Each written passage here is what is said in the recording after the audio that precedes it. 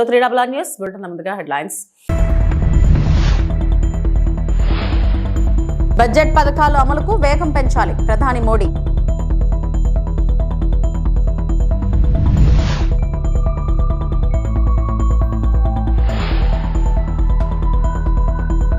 డోన్లో రైతులకు పట్టాదారు పాస్ పుస్తకాలు పంపిణీ చేసిన ఏపీ సీఎం చంద్రబాబు నాయుడు.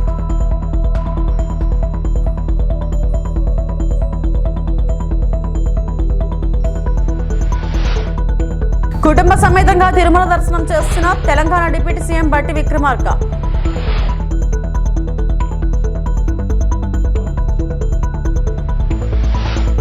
కేంద్ర బడ్జెట్ లో ప్రకటించిన పథకాల అమలును వేగవంతం చేయడానికి ప్రధాని Narendra Modi post budget webinar నిర్వహించారు.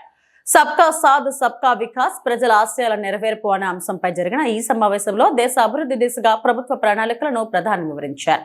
ప్రధాని మాట్లాడుతూ కేంద్ర బడ్జెట్ దేశ ఆర్థిక అభివృద్ధిని మరింత వేగవంతం చేసే విధంగా రూపొందించబడిందన్నారు.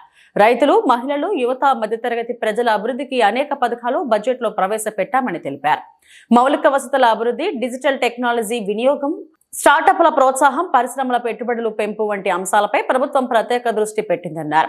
దేశంలో ఉపాధి అవకాశాలు పెంచేందుకు ప్రైవేట్ రంగం, పరిశ్రమలు, యువత భాగస్వామ్యం అవసరమని ప్రధాని పిలుపునిచ్చారు. అదేవిధంగా మహిళా సాధికారత, గ్రామీణాభివృద్ధి, వ్యవసాయ రంగం బలోపేతం వంటి అంశాలు కూడా కేంద్ర బడ్జెట్ లో ముఖ్యంగా ప్రస్తావించబడ్డాయని తెలిపారు. ఈ వెబినార్ లో కేంద్ర మంత్రులు, రాష్ట్ర ప్రభుత్వ ప్రతినిధులు, పరిశ్రమల ప్రతినిధులు, స్టార్టప్ సంస్థలు మరియు వివిధ రంగాల నిపుణులు పాల్గొన్నారు. इस सरकार का संकल्प भी है इन जन आकांक्षाओं की पूर्ति का बहुत बड़ा माध्यम education, skill, health, tourism, sports, culture ऐसे मूलभूत सेक्टर्स हैं. इसलिए इस वेबिनार में हम इन महत्वपूर्ण आयामों पर चर्चा कर रहे हैं.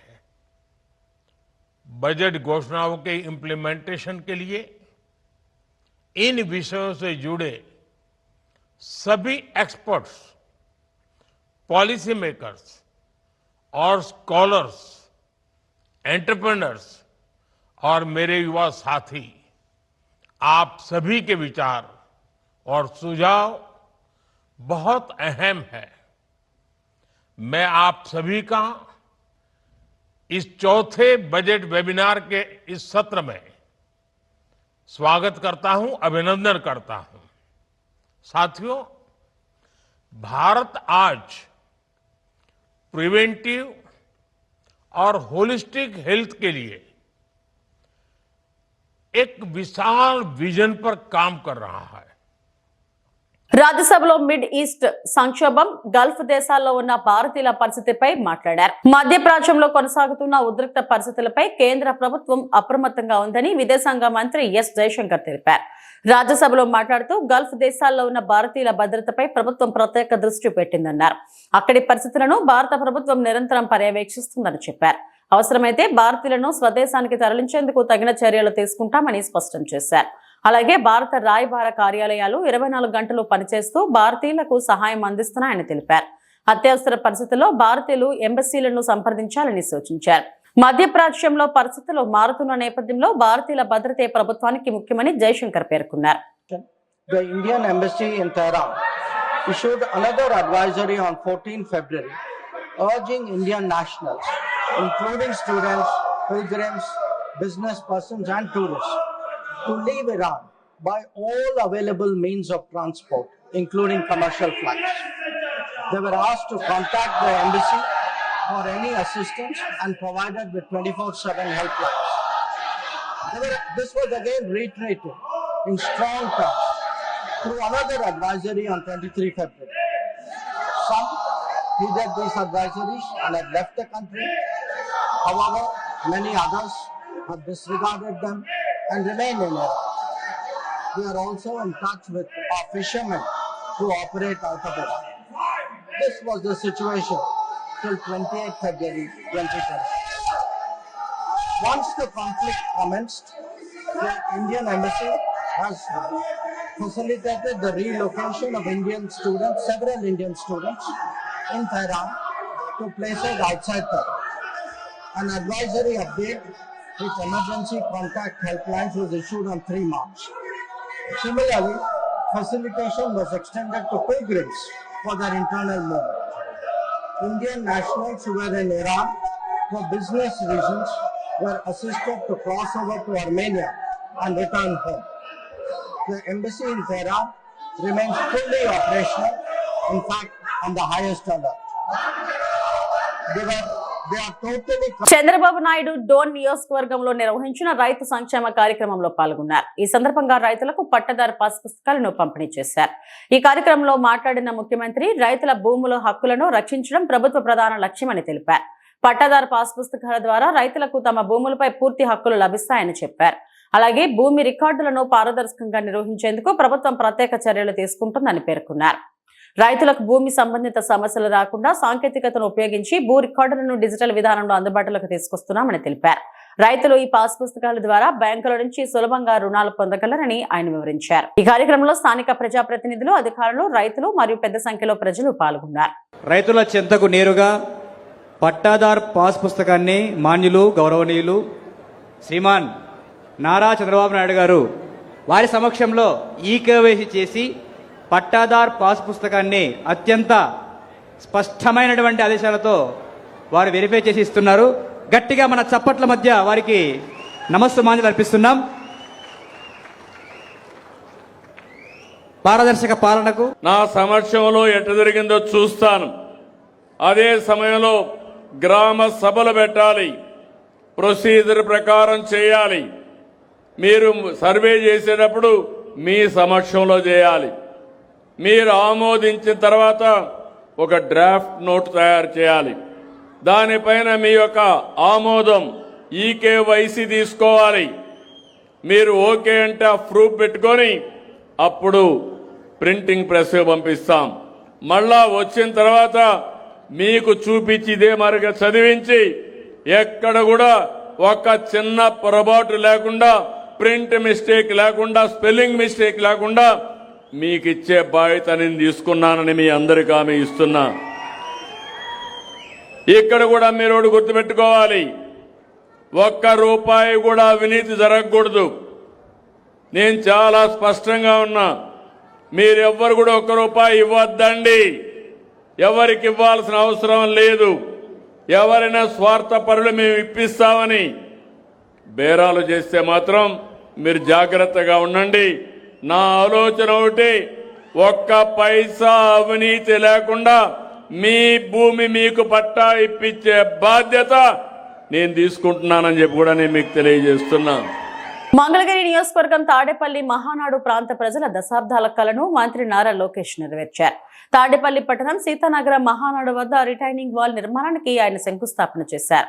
ఎన్నికల్లో ఇచ్చిన హామీ మేరకు రిటైనింగ్ వాల్ నిర్మాణం చేపట్టారు.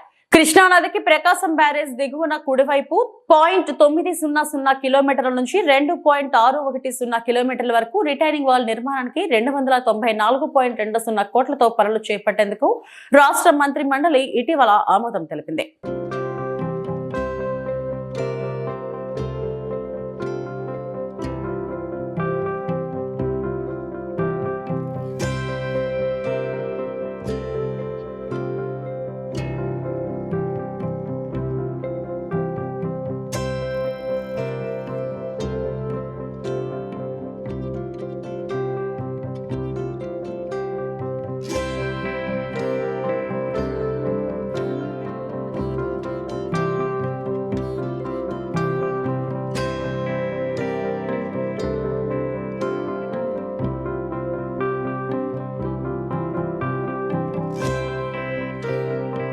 తెలంగాణ డిప్యూటీ సీఎం బట్టి విక్రమార్క తిరుమల శ్రీనివాసుని దర్శించుకున్నారు. శ్రీవారి దర్శనార్థం కుటుంబ సభ్యులతో కలిసి తిరుమలకు చేరుకున్న బట్టి వీఐపీ బ్రేక్ ప్రారంభ దర్శన సమయంలో శ్రీవారిని దర్శించుకున్నారు. దర్శనానంతరం రంగనాయకుల మండపంలో వేద పండితులు వేదాశీర్వచనం పలకగా ఆలయ అధికారులు స్వామివారి వస్త్రంతో సత్కరించి శ్రీవారి తీర్థ ప్రసాదాలను అందజేశారు. త్వరలోనే అసెంబ్లీలో బడ్జెట్ ప్రవేశపెట్టబోతున్నామని, ఈ 2047 విజన్ డాక్యుమెంట్ ను అనుగుణంగా బడ్జెట్ ని ప్రవేశపెడుతున్నామన్నారు.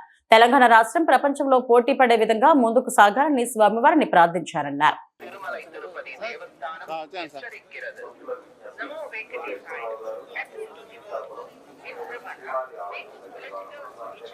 are creating obstruction of free and on social media is strictly prohibited.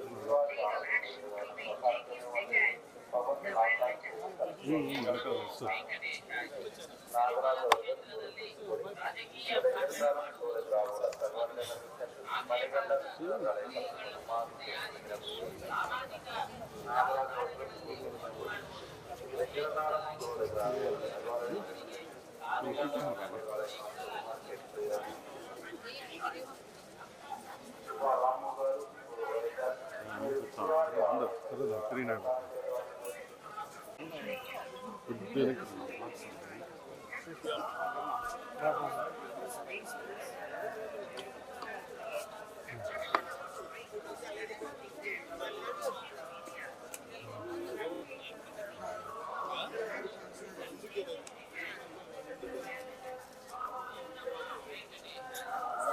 Location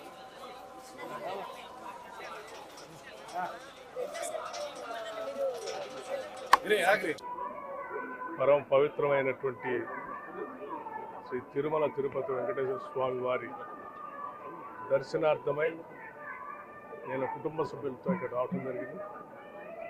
ఆ పెద్ద కుమారుడు సూర్య విక్రమాదిత్య పెళ్ళి అయిన తర్వాత స్వామివారి ఆశీస్సులు తీసుకోవడం కోసం, అలాగే కొద్ది రోజుల్లోనే తెలంగాణ రాష్ట్ర ప్రభుత్వం తరఫు నుంచి శాసనసభలో బడ్జెట్ ప్రవేశపెట్టబోతా ఉన్నాం.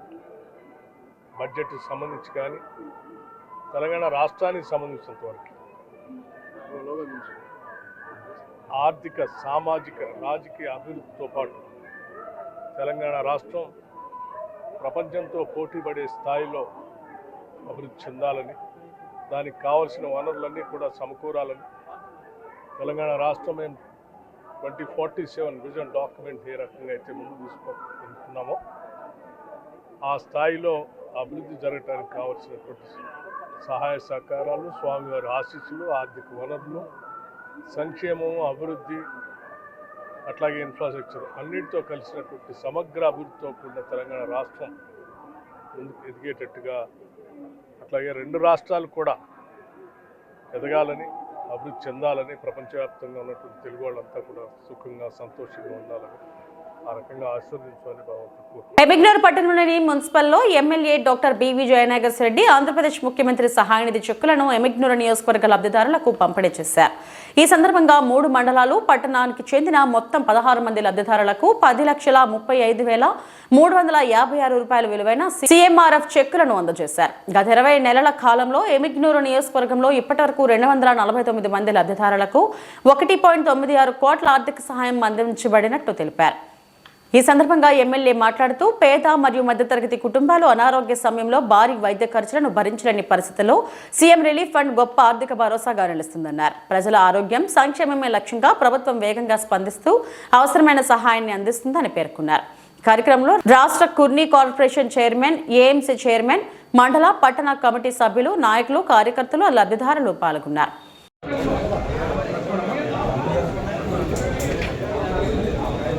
బొగుడే నీలకంఠప్ప సార్, బొగుడే నీలకంఠప్ప, ముగిదిపేట 3వ వార్డు సార్.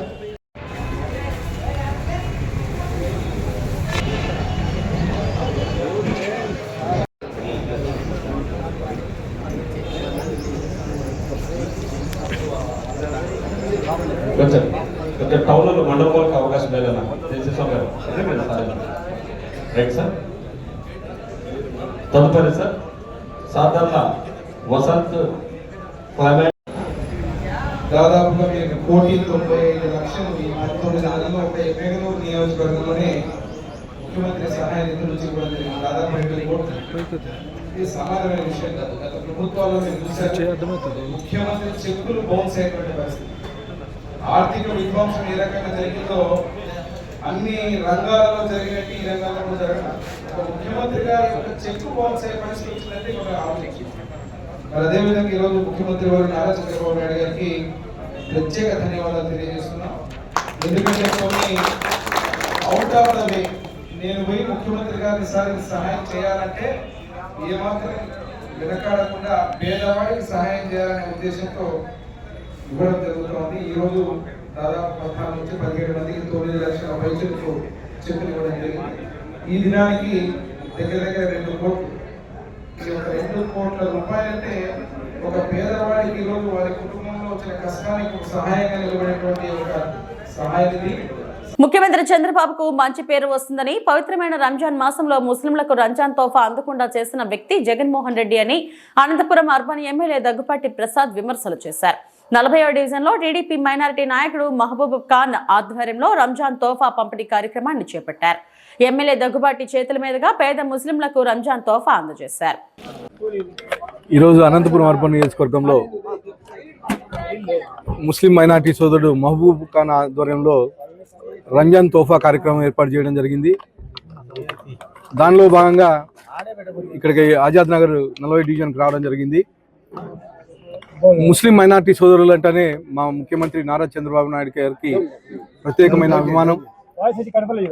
ఈ రంజాన్ పవిత్ర మాసంలో ఇలాంటి కార్యక్రమం సోదరుడు మహబూబ్ ఖాన్ ఆధ్వర్యంలో జరగడం చాలా గర్వించదగ్గ విషయం. ఎందుకంటే గత 2014-19 సంవత్సరంలో ఆర్థిక పరిస్థితి బాగాలేకపోయినా, అంటే స్టేట్ డివైడ్ అయిన తర్వాత కానీ ఆర్థిక పరిస్థితి బాగాలేకపోయినా ఆ సందర్భంలో ముస్లిం మైనారిటీలకి రంజాన్ తోఫా కింద ఎవరి ఇయర్ రంజాన్ మాసంలో రంజాన్ తోఫా అందించేవాళ్ళం తెలుగుదేశం పార్టీ తరఫున మా ముఖ్యమంత్రి నారా చంద్రబాబు నాయుడు.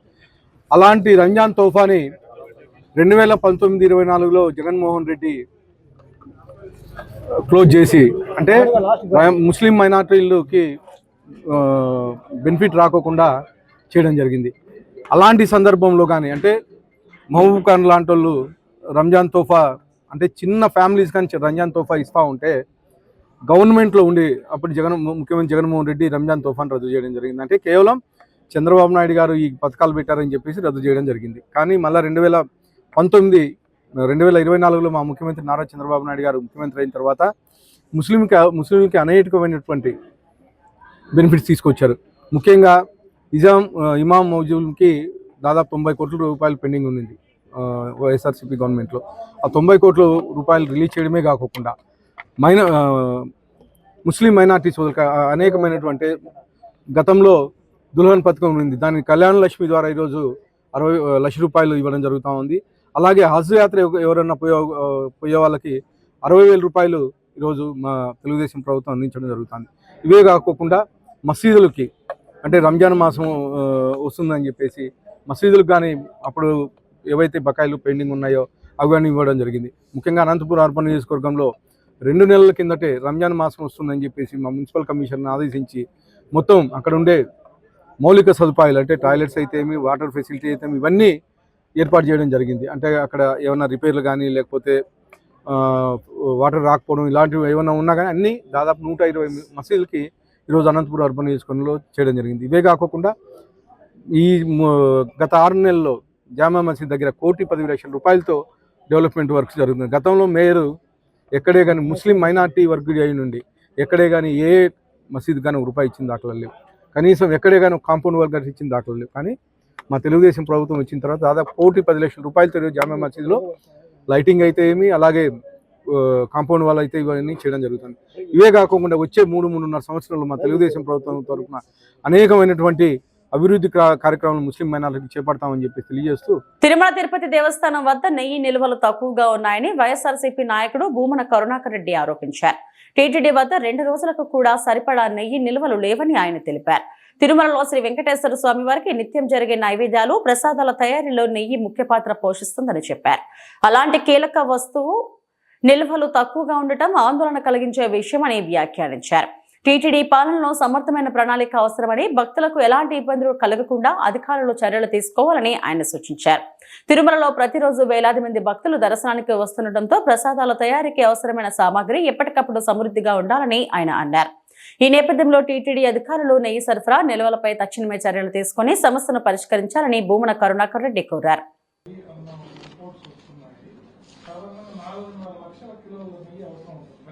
అవునండి, అదే కదా మీకు పెట్టాను. ఇప్పుడు ఈ రోజు రిపోర్ట్ ఇది నేను ఇస్తున్నటువంటిది. ఇప్పటి వరకు నెయ్యి సరఫరా ఎప్పుడు లేదండి. ఎప్పుడు కూడా ట్యాంకర్ బోల్ట్ పడలేదు. బహుశా భగవంతుడు కన్నెర్ర చేయటం మూలంగానే ఈ ఇందాపూరు, ఈ హెరిటేజీ, అది అక్రమ సక్రమ అన్యోన్య బాంధవ్య పరిణామం, వాళ్ళు సమర్థనం చేసుకోవటము, వాళ్ళు వ్యతిరేకించటము, అచ్చెన్నాయుడు అచ్చంబొచ్చమనని అసెంబ్లీలోను మండలిలోను ఇట్లా అనటము, వీటిలన్నింటినీ చూసి చీదరించుకున్నటువంటి భగవంతుడు బహుశా ప్రజలకందరికీ తెలియజెప్పడానికే బహుశా కార్యక్రమం జరిగిందేమో అని అనుకోవాలి సెంటిమెంటల్గా. 3,500 కేజీలండి. అవును, ఆ ట్యాంకర్ నిన్న వచ్చి ఉండాలా, వెంటనే మొదలై ఉండాలా. లేదనే కదా నేను చెప్తున్నది. అంటే అన్నాను నేను 2 రోజులకు కూడా సరిపడే నెయ్యి లేదు అని అన్నాను. 3,500 అంటే ఒక రోజు కూడా సరిపోదని అర్థం. తిరుపతిలో సాప్సన్ స్టోర్లోను, పశుపతి ఆ చోట్లోను అటు చోట్ల కొనుక్కోవాలి ఈరోజు రేపు.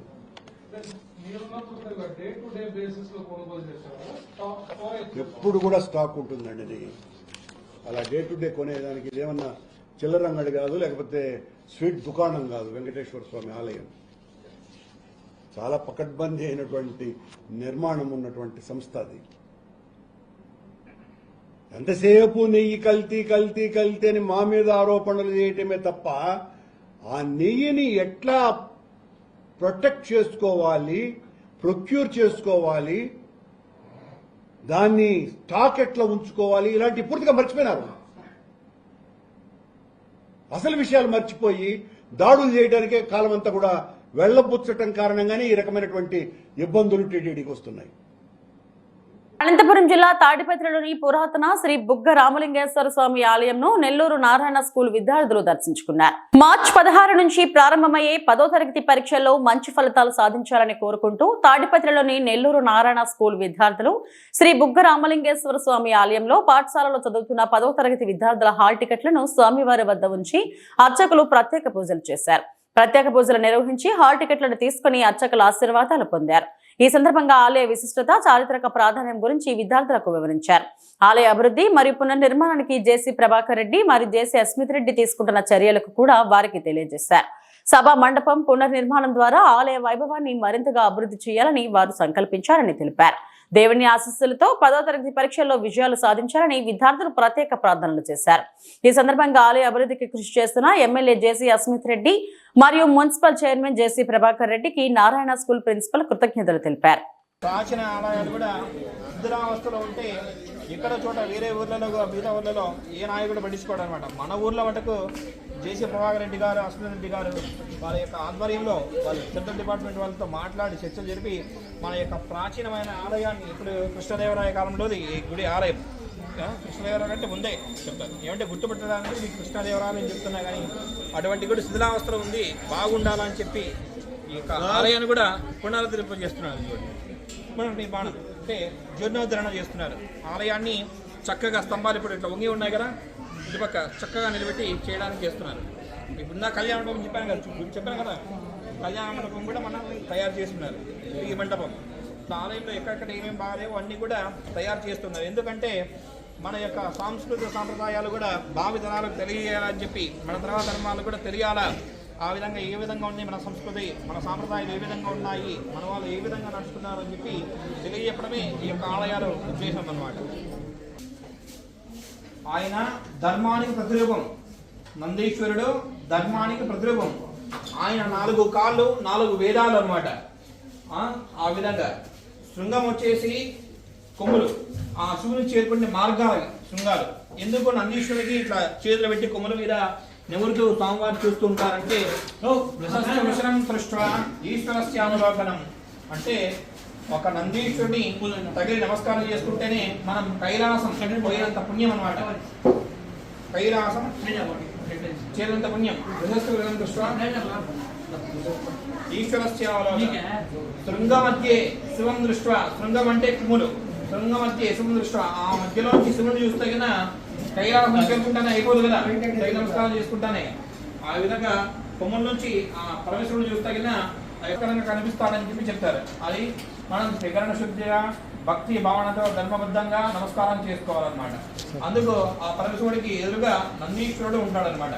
అది ఇంకోటి ఎందుకు పెట్టాడంటే ఒకానొక సమయంలో ఈ రాక్షసులు ఏం చేసేవాళ్ళంటే రాక్షసులకు ఒక గొప్ప శక్తి ఉండేది అనమాట. కామరూపం దాలుస్తాయి అనమాట. అంటే నాలాగంటే నాలాగా, రాయలాగంటే రాలాగా, మీలాగంటే మీలాగా, మీరులాగా అట్లా రాక్షసులు రూపాలు మార్చు ఉండేవాళ్ళు. ఈ రాక్షసులకు సర్పాలకు చాలా శక్తి ఉంటుందన్నమాట. అంటే ఏ రూపమైనా దాలుస్తాయి. మనిషి రూపం దాల్చచ్చు, దేవుని రూపం దాల్చచ్చు, నందీశ్వరుని రూపం దాల్చచ్చు. ఆ విధమైన శక్తి ఉంటుందన్నమాట. ఈ రాక్షసులంతా ఏం చేసేవాళ్ళంటే ఈ యొక్క ఋషులు మునుల యొక్క వేషాలు వేసుకొని ఆ కైలాసపురంలో పోయి స్వామివారి చేత వరాలు పొంది బోలాశంకరుడు కదా భక్తితో ఎవరైనా సరే ఆయనకు మిగతా ఆడంబరాలు ఏమవుతుంది భక్తిగా. శ్రీకాళహస్తిలోని నల్లగంగమ్మ ఆలయం నందు ఈ నెల 10, 11 తేదీన నిర్వహించే నల్లగంగమ్మ జాతర వేడుకలు అత్యంత వేడుకగా నిర్వహిస్తామని ఆలయ ధర్మకర్తల మండలి కమిటీ చైర్మన్ కంట రమేష్ తెలిపారు. ఈ సందర్భంగా ఆయన మాట్లాడుతూ ప్రతి ఏడాది అత్యంత వైభవంగా నిర్వహించే నల్లగంగమ్మ జాతర ఈ ఏడాది ఈ నెల 10, 11 తేదీన అత్యంత వేడుకగా నిర్వహించడానికి కార్యాచరణ చేపట్టామని తెలియజేశారు. 10వ తేదీ రాత్రి గంగమ్మ సర్వాంగ సుందరంగా ముస్తాబాయి గ్రామోత్సవం రాగా 11వ తేదీ తెల్లవారుజామున బహదూర్పేట నందు కొలువు తీరి భక్తులకు దర్శనమిస్తుందని 50 మంది భక్తులు అమ్మవారిని దర్శించుకుని అమ్మవారి కృపా కటాక్షాలను పొందవలసిందిగా కోరారు. అమ్మవారిని దర్శించుకునే భక్తులకు పసుపు కుంకుమ, రవిక గుడ్డ, గాజులు వాయినంగా అందజేస్తున్నామని ఈ సందర్భంగా తెలిపారు. ఈ కార్యక్రమం నందు అనిల్, ప్రదీప్, నారాయణ, నక్కా రాజేంద్ర, గుణ, యాదగిరి తదితరులు పాల్గొన్నారు.